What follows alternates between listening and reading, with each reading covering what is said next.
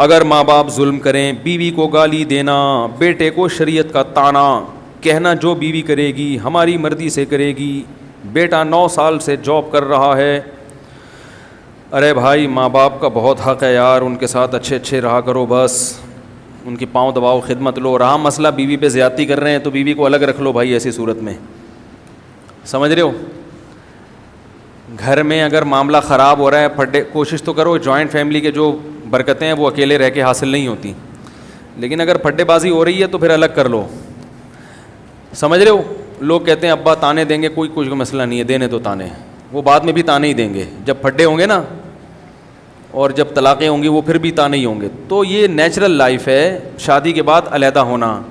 سمجھ رہے ہو، اگر شادی کے بعد لوگ الگ نہ ہوتے تو جہاں آدم علیہ السلام اور اماں ہوا تھے آج ہم وہیں ٹکے ہوئے ہوتے سارے کے سارے، ایسے کنجسٹڈ بالکل چپک کے رہ رہے ہوتے ایک ساتھ. کیا خیال ہے بھائی؟ ان کے بچے ہوتے گئے، شادیاں ہوتی گئیں، چین بھی آباد ہو گیا، امریکہ آباد ہو گیا، برطانیہ آباد ہو گیا، پاکستان، انڈیا، یہ پوری دنیا اسی طرح تو آباد ہوئی ہے. شادی ہوئے پتلی گلی سے نکلو. یہ تو نیچرل ہے. سمجھ رہے کہ نہیں سمجھ رہے؟ یہ نیچرل ہے. اس میں ماں باپ کو زبردستی نہیں کرنی چاہیے کہ نہیں ادھر ہی رہے گا، ادھر ہی رہے گا. نہیں تو پہلے سے یہ امیدیں بہوؤں سے لگاؤ ہی نہیں. اس زمانے میں درد سر کے علاوہ کچھ بھی حاصل نہیں ہوگا. آج کل عورتوں کو کہاں خدمت سکھائی جاتی ہے؟ باپ کی نہیں کر رہی وہ سسر کی کریں گی. ارے کہیں خدمت کا چیپٹر ہے ہی نہیں. نہ اسکول میں کوئی خدمت کا چیپٹر ہے. فزکس کی کسی کتاب میں لکھا ہوا ہے کہ ابا کی خدمت کرو گی تو یہ اس کا یہ فارمولا ہے لکھا ہوا ہے کہیں؟ یہ ایکویشن اس کی یہ ہے.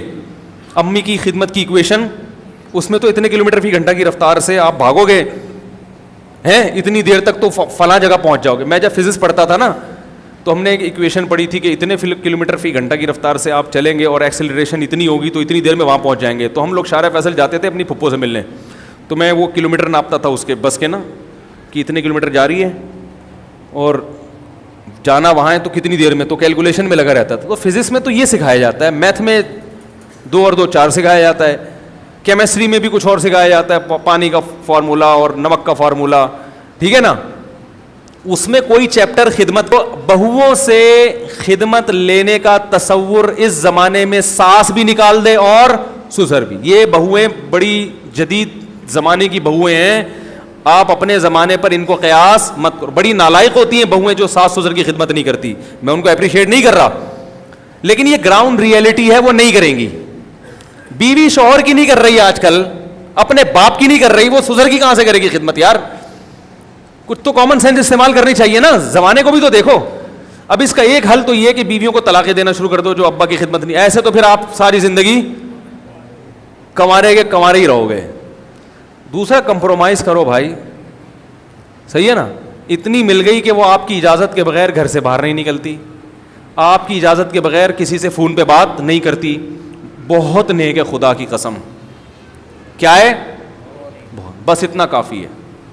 جو سیزن چل رہا ہے بھائی، سیزن کے حساب سے بات کر رہا ہوں، ورنہ کمارے رہو گے ساری زندگی.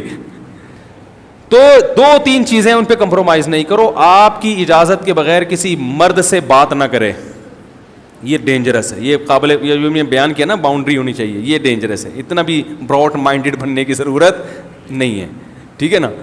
دوسرا، آپ کی مرضی کے بغیر کہیں جائے نہیں. آپ کو پتا ہو کہ کہاں ہے. ایسا نہ ہو کہ جی وہ سوئٹزرلینڈ چلی گئی ہے گھومنے پھرنے کے لیے، آپ کو پتہ ہی نہیں، آپ سمجھ رہے انڈا موڑ سے ہو کر آ رہی ہے، ٹھیک ہے نا. پتہ ہی نہیں بندے کو بیوی ہے کہاں. تو بیگم باؤنڈ ہے آپ کے لیے، وہ آپ کو آپ کی اجازت سے جائے گی، ٹھیک ہے نا. تیسری بات یہ ہے کہ آپ کی استطاعت سے زیادہ خرچہ نہ کروا رہی ہو. اگر اس بیس پہ روز جھگڑے ہو تو آدمی پاگل ہو جاتا ہے. استطاعت سے زیادہ تو کوئی بھی نہیں کھلا سکتا نا.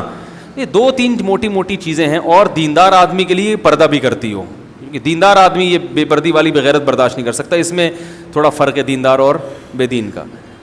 تو اور نماز، ہماری رائے میں نماز پہ بھی ہم کمپرومائز، نماز بے نمازی نہیں چلے گا بھائی ہمارے ساتھ. نماز پڑھنی ہے، پردہ کرنا ہے، شوہر کی اجازت کے بغیر گھر سے باہر نہیں نکلنا. 3 چیزیں کر رہی ہے، بہت اچھی نیک بیوی مل گئی، بس گزارا چلاؤ اس کے ساتھ. ابا اماں کی خدمت کرنی چاہیے، نہیں کر رہی آپ خدمت کر لو. ابا ہاں برا بلا نہ کہتی ہو، ایسا نہ ہو کہ ابا کو جا کے سنا رہی ہو، اماں کو جا کے صلواتیں یہ غلط ہے. خدمت نہیں کر رہی تو بولو اس نے اپنے باپ کی نہیں کی تو یہ میرے باپ کی کہاں سے کرے گی. اور آپ کون سا اپنے باپ کی خدمت کر رہے ہو میرے بھائی؟ آپ کہاں اپنی ماں کی خدمت کرتے ہو؟ پہلا حق تو بیٹے کا ہے کہ اپنی ماں کی خدمت کرے. سارا دن کبھی پوچھتا ہے نہیں, بیوی پہ آ کے روب جماتا رہتا ہے. تو عورت کو چاہیے کہ اپنے ساس سسر کی خدمت کرے, اس کی اخلاقی ذمہ داری ہے. لیکن نہیں کر رہی تو اس بنیاد پہ طلاقیں, بولو بھائی مت دو, گھر مت اجاڑو. یہ سیزن, اسی فیشن چل رہے ہیں آج کل مارکیٹ میں, اسی قسم کی بہویں اویلیبل ہیں. آپ اگر جاؤ گے تو آرڈر پہ بھی نہیں بنتی ہیں آج کل وہ والی جو پرانے زمانے کی بہویں ہوتی تھیں. سمجھ رہے ہیں کہ نہیں سمجھ رہے؟ چلاؤ گزارا. تو ہاں میں یہ کہہ رہا تھا کہ نہیں بنتی, لڑائی جھگڑے ہو رہے ہیں بھائی, بیگم کو الگ. تو میں نے گھر میں کہا ہوا ہے کہ بیٹے بالغ ہوں گے الگ رہیں گے, ہم خود ملنے چلے جایا کریں گے بہو سے. کیا خیال ہے بھائی؟ ہم خود ملنے چلے جائیں گے بہو سے بھی, بیٹے سے بھی. بھائی ہم آ گئے, تمہاری مرضی, پاؤں دبا دو, سر دبا دو, سر پہ مالش کر لو, ثواب ملے گا. نہیں کرتے بھاڑ میں جاؤ, ایسی کی تیسی. ٹینشن لینے کا نہیں ہے. لوگوں نے ٹینشن لی ہوئی ہے یار, بیٹا خدمت نہیں کر رہا, بہو پوچھتی نہیں ہے. او بھائی آج کل اللہ کا خوف کہاں ہے, اور ٹینشنوں کے دنیا میں کم بکھیڑے ہیں. کر رہا ہے بھائی ثواب ملے گا, نہیں کر رہا تو بھائی ہم اپنے پاؤں پہ کھڑے ہیں. اللہ کسی کا محتاج نہ بنائے ہمیں, صحیح ہے نا. تو زیادہ اپنے بچوں سے توقعات وابستہ اس زمانے میں, اگر میں 100 سال پہلے بیان کر رہا ہوتا تو پھر میرا اسٹائل کچھ اور ہوتا. جو بچہ پاؤں نہ دبائے چماٹ مارو اس کو, ہینڈر لے کے دھنائی لگاؤ اس کو. لیکن چینج ہو گیا زمانہ, کیونکہ اس یونیورسٹیوں میں, اسکولوں میں دین نہیں ہے, تربیت نہیں ہے, تو بیڑا غرق کر دیا ہمارے کلچر کا. تو اب یا تو یہ کہ آپ جو ہے نا وہ سارے رشتے توڑ دو, یہ تو ممکن نہیں ہے بھائی. تو پھر جہاں تک کمپرومائز کر سکتے ہو کرو, لوگوں سے زیادہ امیدیں مت لگاؤ. میرا اصول ہے, مجھ سے جب کوئی قرضہ مانگنے آتا ہے تو میں دیکھتا ہوں کہ اگر یہ قرضہ لے کے پی گیا تو میں برداشت کر سکوں گا. اگر میں سمجھتا ہوں کہ یہ قرضہ واپس نہیں کرے تو میں برداشت کر سکتا ہوں, تو میں اس کو قرضہ دیتا ہوں, ورنہ نہیں دیتا. کیونکہ پھر پی گیا تو ٹینشن, کیونکہ اکثر تو پیتے ہی ہیں, پی گیا تو ٹینشن نہیں ہے. ورنہ ٹینشن یار پیسے کھا کے بیٹھا ہوا ہے, دے نہیں رہا, پیسے کھا کے. او بھائی اس پیسے ملنے سے آپ کو اتنے فائدے نہیں ہیں جو اس ٹینشن سے آپ کا دماغ خراب ہو رہا ہے نا, اور صحت برباد ہو رہی ہے, یہ زیادہ عذاب ہے. تو ٹینشن پالنی ہے ہی نہیں. اکثر لوگوں کے حالات اور ان کی ہسٹری چیک کرو تو انہوں نے ٹینشنیں خود سے پالی ہوئی ہیں. ایک آدمی کہہ رہا ہے میں نے اپنے بچے کو اتنا پڑھایا, اتنا لکھایا, اتنی تربیت کی, کم بخت کیا نکلا. رو رہے ہیں بیٹھ کے میرے سامنے, رو رہے ہیں آنسوؤں سے. میں نے کہا فالٹ آپ کا ہے, یہ جو رو رہے ہو نا یہ فالٹ کس کا ہے؟ میں نے کہا آپ کے ذمہ تھا تربیت کی کوشش, ہدایت دینا آپ کے ہاتھ میں نہیں ہے. نوح علیہ السلام کا بیٹا کافر ہو کے نکلا ہے. 950 سال جس پیغمبر نے تبلیغ کی ہے ان کا بیٹا مسلمان نہیں ہوا. کافر تو تانا دیتے ہوں گے نا اپنے بیٹے کو, تو دیکھو ہمیں تبلیغ کر رہے ہو. وہ اللہ کے پیغمبر 950 سال اپنے بیٹے کو نہیں سمجھا سکے. ہم اور آپ کون ہوتے ہیں سمجھانے والے بھائی؟ ہماری ذمہ داری ہے تربیت کی اچھے سے کوشش. امیدیں مت لگاؤ اولادوں سے کہ یہ یوں کرے گی یوں کرے گی, بس دعا مانگو اللہ اس کو انسان کا بچہ بنا دے, یا اللہ تیری بڑی مہربانی ہوگی اس کو انسان کا بچہ بنا دے. اور آہستہ سے بولا کرو نہیں بھی بنا تو برداشت کر لوں گا. اپنے آپ کو یوں سمجھایا کرو کہ بن گیا تو ٹھیک ہے, گریبی ہے. تو زیادہ توقعات دوسروں سے نہ لگائیں, نہ دوستوں سے کہ مشکل میں یہ میرے کام آئے گا, نہ نہیں آئے گا.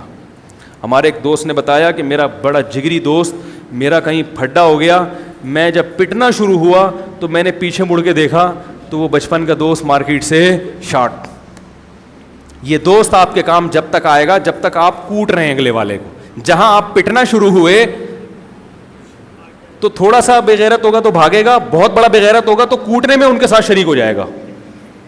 حقیقت بتا رہا ہوں, کہے گا سیزن دیکھ کے چلے گا نا. وہ کہہ رہا ہے اگر میں بھاگا تو پکڑا بھی جا سکتا ہوں, تو وہ کیا کرے گا, بولے گا ابھی انہی کے ساتھ مل کے دھنائی. ایسا ہو رہا ہے آج کل. تو نہ دوستوں سے امیدیں لگاؤ, نہ رشتہ داروں سے زیادہ امیدیں لگاؤ کہ میرے فلاں موقع پہ میرا چاچا میرے کام آئے گا, میرا ماموں میرے کام آئے گا, میرا بھائی میرے کام آئے گا, میری ممانی میرے کام آئے گی. کوئی بھی کام نہیں آئے گا. خوش وہی آدمی ہو سکتا ہے جو صرف اللہ پہ اعتماد کرے, اپنا الو سیدھا رکھے. بھائی میں کسی پہ نہ ظلم کروں گا, میں سب کے ساتھ اچھا سلوک کرتا رہوں گا. کسی نے کرنا ہے ثواب کے لیے کرے, نہیں کرنا ہے تو نہ کرے, ٹھیک ہے نا.